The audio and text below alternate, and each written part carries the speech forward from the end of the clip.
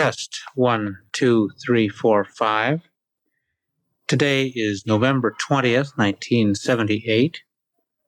This tape contains a discussion with Mr. Norman R. Bergrun, Bergrun,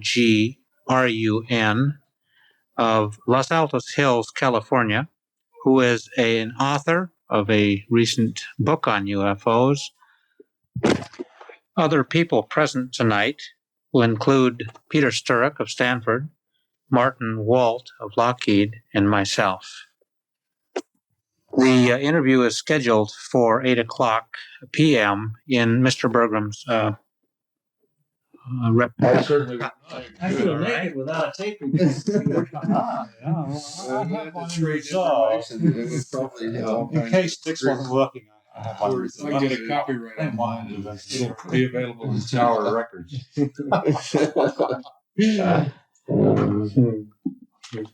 Let's see. Are you with NASA? Yes. Right. And are you with Lockheed? Lockheed, right.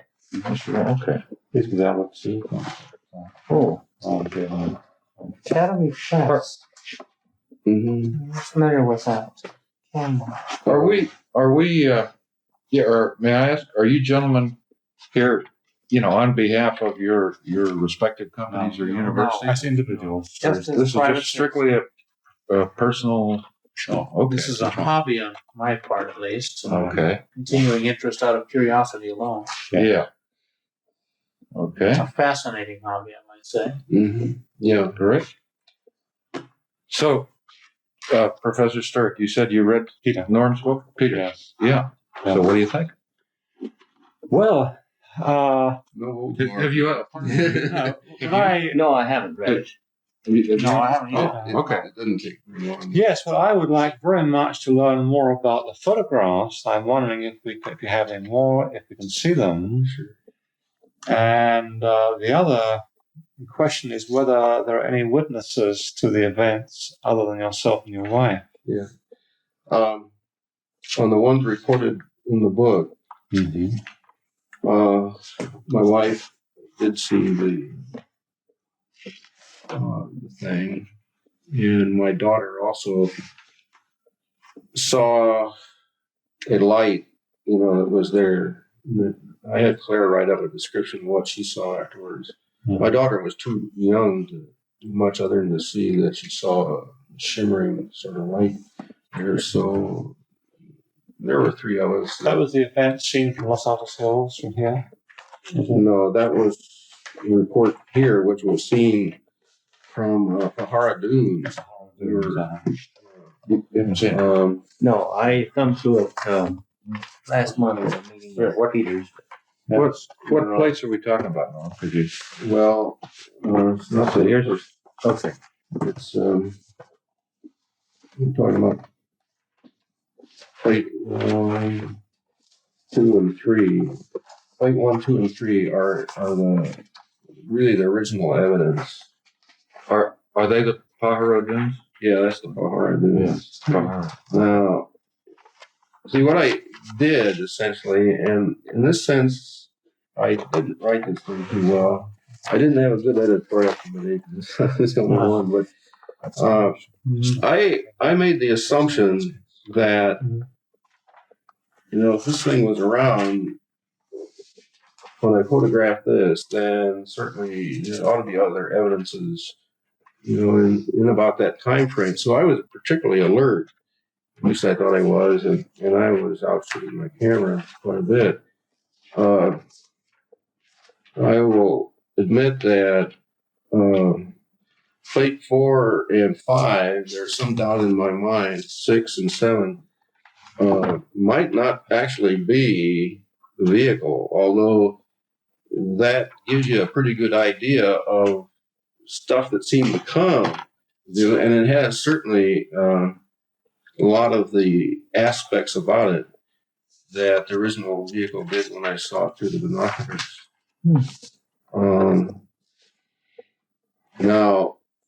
And so on up through plate 12, quite a bit of time was devoted to that. But other sightings, now like plate 13. I haven't contacted them. Was that from here?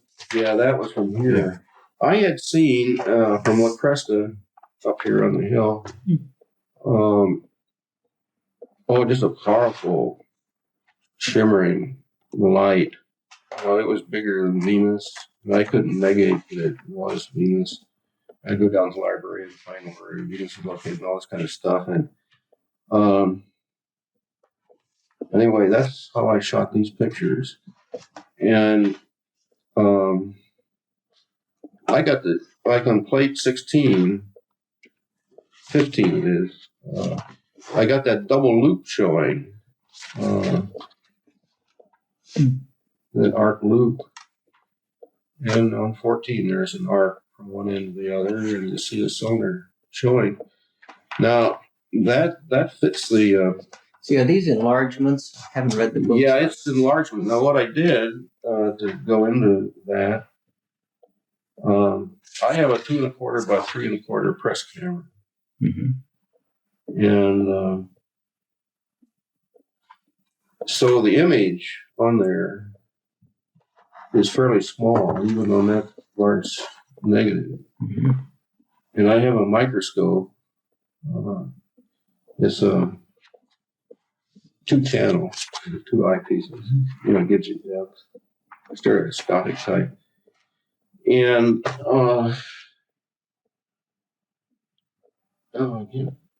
and just how high the magnification goes, your combination of lenses, but I guess I can get up to about,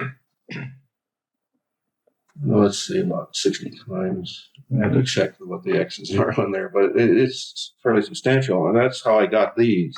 Oh, you took a picture then through the microscope. Yeah, and I have a Polaroid adapter that fits over one channel, and then I take this, it's about 4 by 5 Polaroid color film, stick in the adapter once you get focused on, and by some experimentation of timing, then you can get the colors you see there, and it's and you can then pull out what you see by eye. And so that's what I saw in the negative there. And you also can tell whether it's a scratch in the negative or this kind of stuff. And so I feel quite confident that these pictures, the colored pictures, are another representation of what I saw. Going the next plate beyond the colored one, I have a friend that I worked with in some sizing work, if you will, where what you're dealing with, you're not always sure. And so here's a loop here, a toroid kind of figure I got. Because this moon didn't look really sharp like he thought it did, he said, "Oh, that's out of focus," and you were out of focus on that. Well, and he went to some length to try to prove to me that my camera was really out of focus on that. I don't subscribe to his view. I think indeed that one of the features is that there is this toroidal pattern that exists with these vehicles. And all right, now whether you accept that or not. Percy, is it clear that this is the moon? Is this? Yeah, that's it. That's it. Why is the moon so fuzzy? The camera was in focus. Well, there was a lot of smog when that picture was taken, and like I told my friend, it looked that way. It was just the diffuse light through the clouds just didn't let it be sharp. If there had been none of that smog, I'm sure it would have been sharp. Was there smoke near the toroid also? Near the other object? Well, I would say it was thinned out. The moon was low on the horizon, but the other was up somewhat. Yeah. Well, that was shot from down along the beach there at Santa Cruz in another location. I recall. One of the impressions I had reading the book is that you must have spent a long time studying the photos, or you must have had good observations through the binoculars or something, because you can see structure in the photograph that just eludes me looking at the photos for the first time. Have you seen any photographs by others that are in any respect similar to these? Well, I've seen two photographs that might possibly be long, thin objects, Mm-hmm. but no hint of structure, just a long, thin streak is all I see in the photograph, with no structure whatever. Well, I'm not surprised at your statement at all. If this is the best printing job that I could get done, there's a lot lost. Mm-hmm. And Was that in part for the purposes of publishing a book? yeah. I mean, they are lower quality than you could get. Oh, Is yeah. it possible to see one of the negatives or one of the original prints? Yeah, I have the plates of that chucked away. I would like to do that at some other session rather than dig it out tonight. Okay. What do you have in mind for the seating then? Well, cover any ground that you wanted to cover, and well, I was sort of wondering what you wanted to know too. So, and where you sort of feel this whole thing is. I'm very strongly opinionated at this point, and it's a very unfortunate thing, but I have collected lots of data well beyond this. And Well, I don't speak for myself, but my feeling is that we're interested in the subject. yeah, We have very different amounts of experience. right. Dick has more than either Mark or I, but we're really interested in trying to find cases with good witnesses and good physical evidence. Yeah. We're looking for that combination. Any For what physical purpose? Any physical evidence. Well, May I ask for what purpose you're trying to for find this? our own interest. Each of us are scientifically and engineering oriented. Mm-hmm. And I think because of that, each of us has slightly different objectives in studying the phenomenon, trying to understand what it is. Mm-hmm. I'm only speaking for myself. My interest is extracurricular, and I have no concern whatsoever in publicity. I'm sincerely trying to understand what this phenomenon is. It seems to be worldwide. Yeah. And so I'm fascinated by not only the photographs you have here, but the efforts you've gone to document them, publish them in a book form.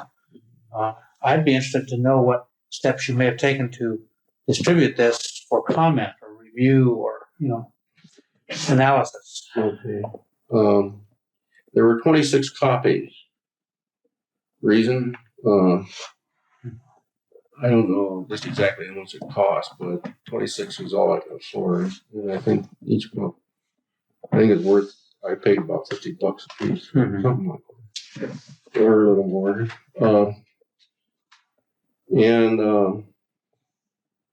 Okay. The contacts that I made with it, the top contacts, it seemed like those things disappeared. And I don't know who all's got them anymore. I started to keep a list, but then, I don't know, it just didn't work. But upon citing this thing, I contacted an assistant director of the CIA, who I knew personally. And he knew of my technical background in Polaris. And so we just talked over the phone, and he said, well, was this over land or was it over the ocean? And I said, well, the the vehicle really was over land. And he said, well, that's outside our jurisdiction because we only start with the coastline. I said, oh, come on now. And I'm sorry. But he was a technical guy, of course, and he said, well, was it hovering, Norm? And I said, yeah, it was hovering. Well, satellites have a tough time doing that. I said, yeah, I know. And, but I'll tell you something. Synchronous ones do it all the time. Well, yeah, but like this. They're harder to see. Yeah. Yeah, this is the point. In the atmosphere is the point. And anyway, he may have had his own private prejudices, but he got a copy. He said that he was going to take this across the river. Dick, do you think it merits further distribution? The book? Yeah. Oh, I think there's no doubt about it. Sure. Mm-hmm. I haven't read it. I really would like to read it. It's some length. But just looking at a couple of the plates, there are some interesting things in common about a couple of the photographs that I've seen elsewhere in photographic form. Okay. Well, yeah, there is a commonality, I think, after a long period of time. I want to comment about my approach when I wrote it. And I'm sorry, were the other photographs as to sightings in this area or No. other parts of the world? Southwestern America. Northwest US. U.S. Yeah. Does that mean Arizona? Means Texas. Texas. Okay. I'm sorry. Okay. Well, then Willis Hawkins, he was a corporate director of Lockheed and of Lade. What was the name? Willis Hawkins. He's now president of the California part of Lockheed down in Burbank. Yeah. He's an aeronautical engineer by trade. Yeah, he designed the Connie. That's his airplane. And I had the pleasure of saying that I worked with rolled up sleeves right beside him on Polaris. Anyway, I sent him a copy.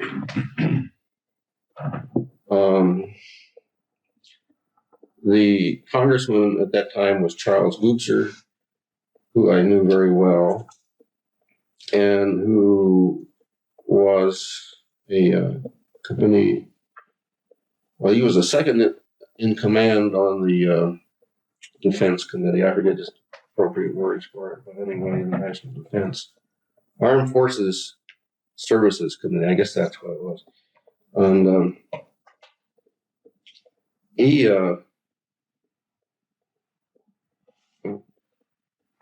being, interested in the defense of the country, that kind of thing. Why? He was very interested in it. So he got one, and then David Lilienthal of the AEC, David Lilienthal Sr. I sent him a copy. I read his autobiographies, and I found him such an interesting person that I thought, he ought to get a copy. I got a letter back from him for the copy. That was all. Anyway, that's the key people that directly got it. Did you ever have any response from your friend at the CIA after it's seen the book? No. I haven't. And I always sort of wondered about that. But there are things about that outfit that I've always wondered about. So. The only question, when you spoke to him, that this topic was completely new to him, or that he was informed? I'm not sure I understood you. Well, I'm wondering, you described to him this UFO sighting, Yeah. and it might have been a completely new topic for him. It might have been a familiar topic. Do you have any assessment on that? I think he is not unfamiliar with it. What degree of familiarity he had with the subject is not known to me. But I do know that in his position that all kinds of information has to pass across his desk because he was the guy that makes the national assessment for the president. Do you know of any federal agencies or other groups that are studying this? Or? Oh, I don't. I'd like to know. Not since the Condon Committee disbanded. That's At correct. that point, I think everyone lost interest. Yeah, Is there anything sure NASA is doing that can be No, discussed? I don't know of anything No. they're doing. Yeah. I wrote a letter to Carter indicating I'd done some work in this area. I had a friend that insisted I do it after they reinstituted the Science and Technology Committee. The letter got passed down to the head of NASA, and I got a reply back there that said, we don't have any hard facts, and we can't base any research program on, thin air, essentially. And, well, that's all fine and dandy, but I know many NASA programs, NACA programs that were generated from the bottom, and by some hook or crook, you get them going. And I sort of feel that this subject, if handled properly, it can develop, but it's so fraught with all kinds of emotions, and it crosses so many boundaries that this is where you run headlong in the problems. But if a person can get a handle on some of there are some solid technical things that we do know something about already from prior research that I think that things could be hooked onto. Then maybe something can develop. That's my thought from past days. Could I ask a couple questions? Sure. I'm wondering if you'd had any visual sightings without your camera present before you got these pictures. No, absolutely not. I had no preconceived notions about the subject whatsoever. I had no books on the subject prior to the sighting. I obtained the Condon report after I put the book together. Well, almost after I put it together. I got the preface, got the quotation on it. But it prompted getting together information, and since that time I do have a few books that people put out. Jacques Vallée, I think, has done a pretty good job. There are a few others, of course.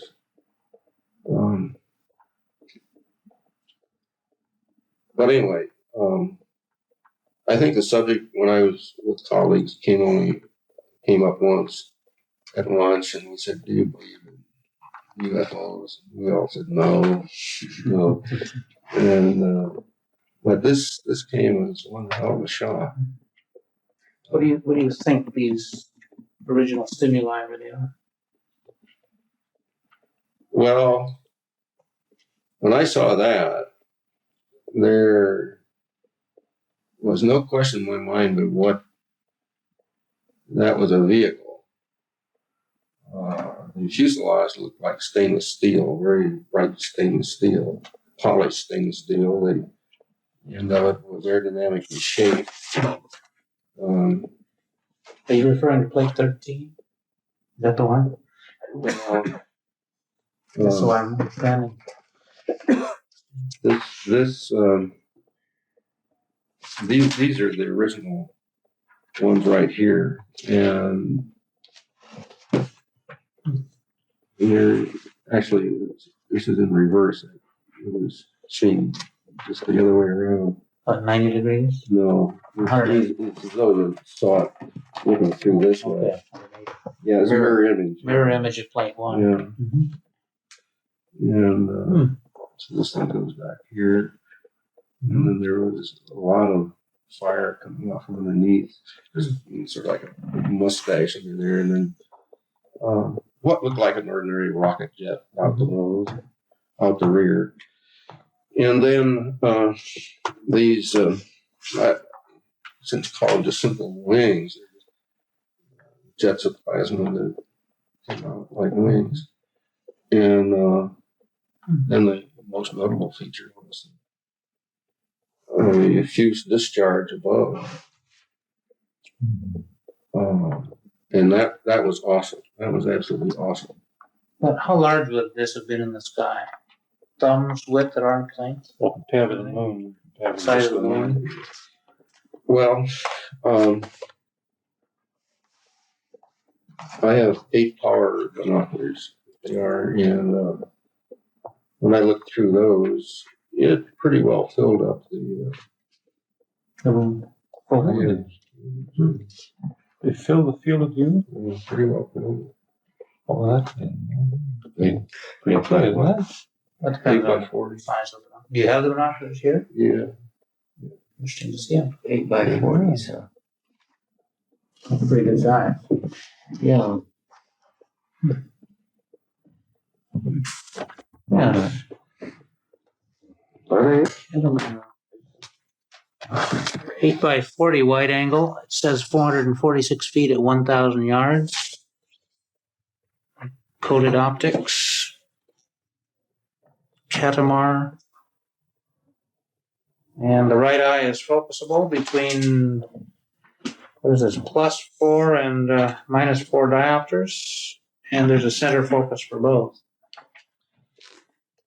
446 feet field of view, 3,000 feet. Yeah, 1,000 yards. At 1,000 yards. Yeah, 3,000 feet. And it fills the field of view. That's Well, let's say about 75%. That's 0.15 radians. Did you see the let's call it phenomenon through your naked eye too? Yeah. That's probably what captured your attention the first time. Yeah.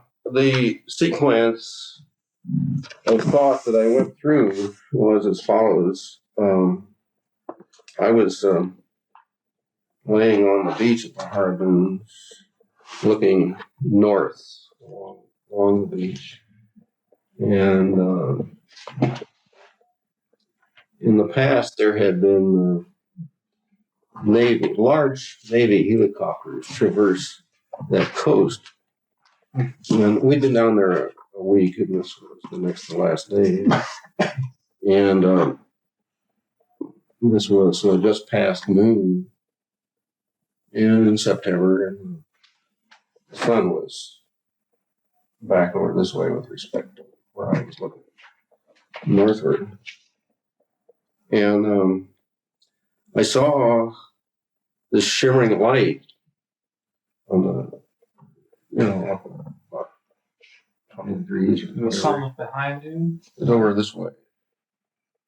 And so my first reaction was, well, that's one of those Navy helicopters. And, it has a glass that's at different angles around and sort of molded curved windshield. And I thought that the sun was just catching that windshield, and maybe the craft was moving a little bit while it was hovering, and so I was catching reflected light. That situation persisted too long, and in that length of time, it became obvious that the reflections I was getting was not what one would expect from a craft like that. And I began to wonder, what the deuce, and I said, that's not the Navy helicopter. And there was just a lot of sparkle about this thing, and it began to have more of a shape, not like first looking at it, thinking it's a windshield with sun reflections on it, but more like kite shaped. And so at that juncture, I thought, well, go get your binocs and see what you see. So that's what I did. And so the first thing I did was through the binocs. And that's when I saw this vehicle. I told, why, you won't believe this. And then the next thing I did was race for the camera and had her prepare it as much as she could while I kept looking. And then I finished setting up the camera and took as many pictures as I could. Tried to squeak in an extra view. What kind of lens on your camera? Well, I'll just show you the camera and you can look at it.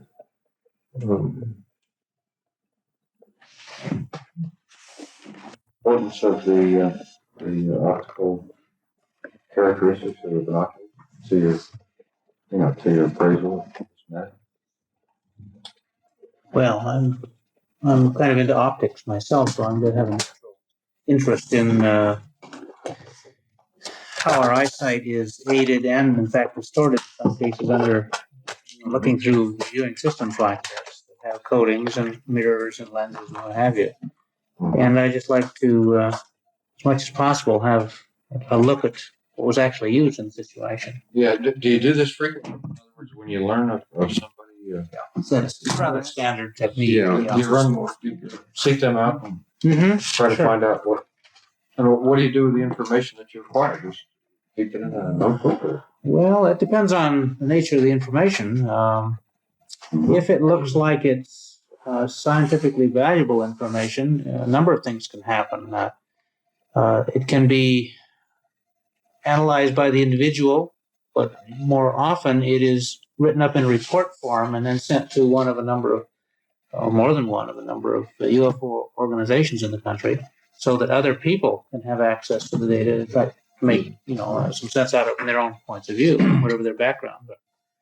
And quite a number of organizations in the country like that.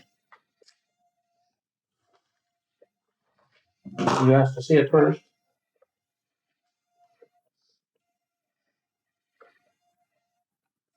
See, when you were looking at by eye, could you see all these vertical striations in it? Or is that part of the publishing problem? Do you see what I mean? They look like those things are vertical striations. Yeah, right. Those pictures with the vertical striations in are not primary pictures. Mm-hmm. And I will not stand behind those pictures. I will stand behind as primary information the three pictures at the beginning. Those there particularly may not be subsequent sightings. I think the colored ones are, but they're in different modes than what I saw. Let's see, the three you're confident of are 1, 2, and 3. Is that? Yeah, right. Okay, I haven't read the books on it.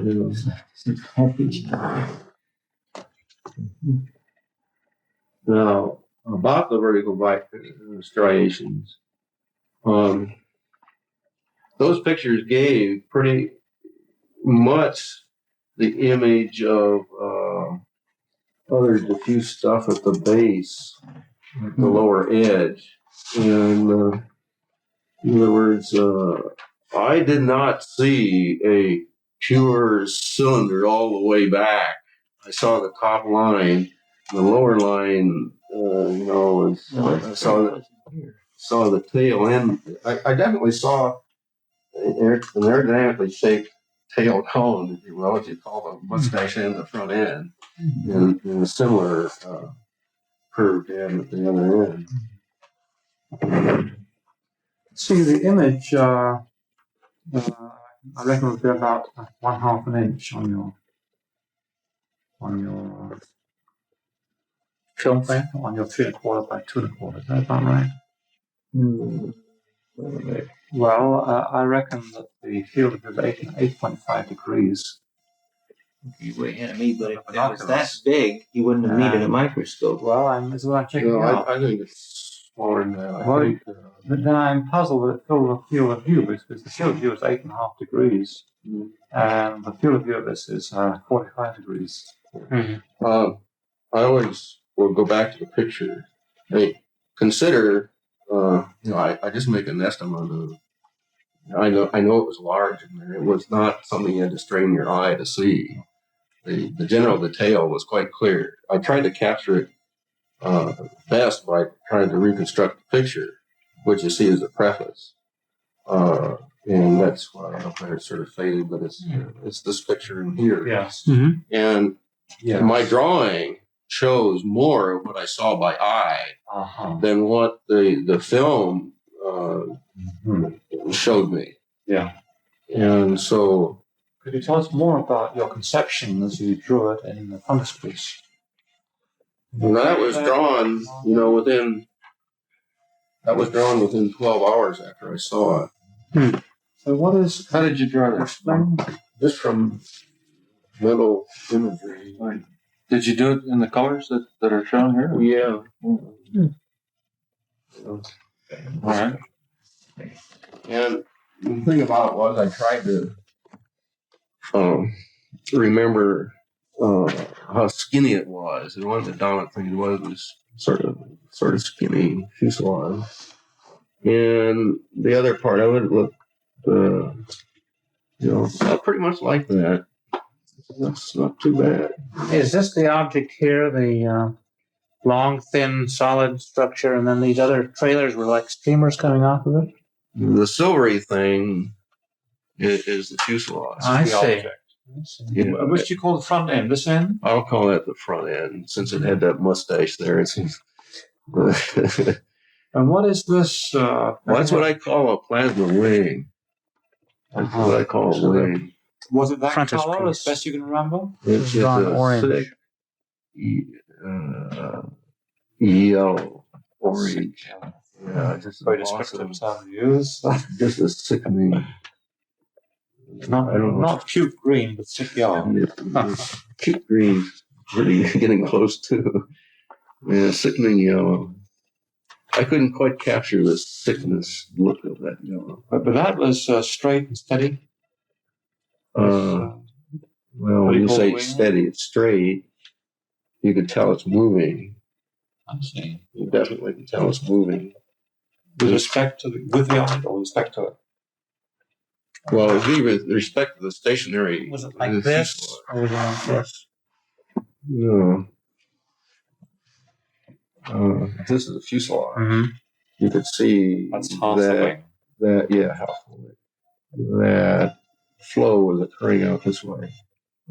From both directions, like this? As though it was going right straight through here in one direction. Yeah, the whole thing was going. No ripples going through it. Well, Yeah. ripples all the way. Yeah, I'll talk a little bit about that. Now, the things coming out the top were big by comparison to this, a larger diameter. And they're were dramatic, what I'll just call nodules. I've shown it sort of toroids in there for easy drawing, but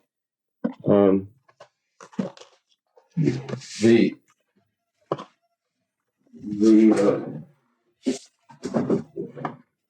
very close description is afforded. What's that now? This is symposium of plasma dynamics. Okay. I'm sorry. I'll give it to you. That's okay. 1960. Okay. Yeah, well, It's a pinched plasma.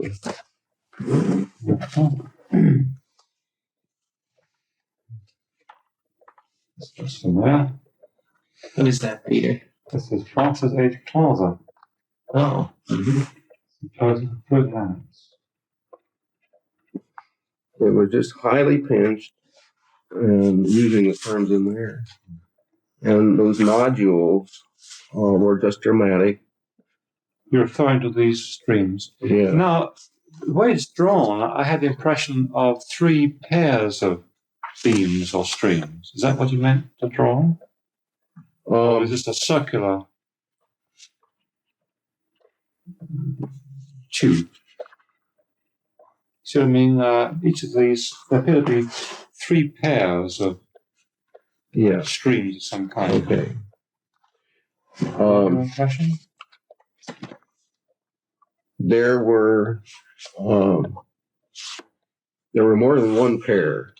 Whether there were precisely 3 or 4, I cannot be absolutely sure, They were pairs. but there were pairs.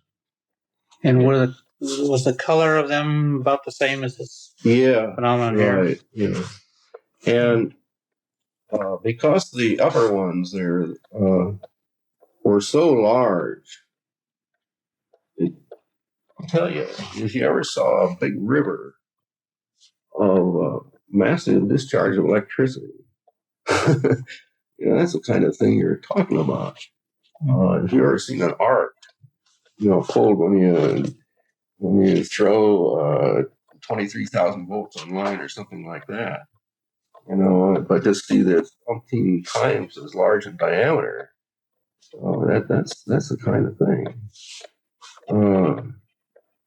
Now the shape of it is more exaggerated than that pinch plasma diagram in that figure. It's just those nodules are not quite so graceful. They're more humped, and they were more nodule shaped. And it was those nodules that traveled that you could definitely detect the motion.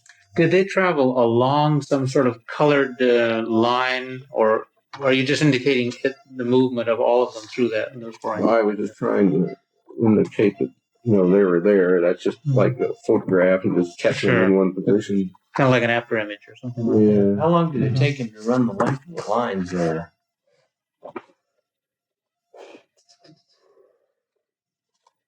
Took them a little while. They weren't moving really fast. Just fast enough to detect the motion, or was it quite obvious that they were? It's quite obvious that they were moving. But, so as not to blur as they went along, you could just definitely see these big things. I would say, sort of like that. So in 2 seconds of it gone. Anyway.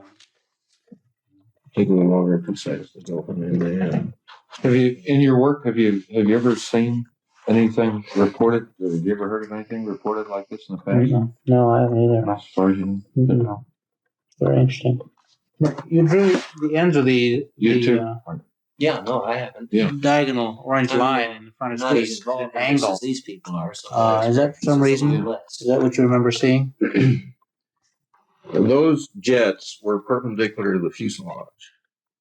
And I just drawn an isometric. All Really, right. all I'm trying to show. I gotcha. What's the typical flying saucer, whatever you call it, that people? Is there a typical that people report? Were they?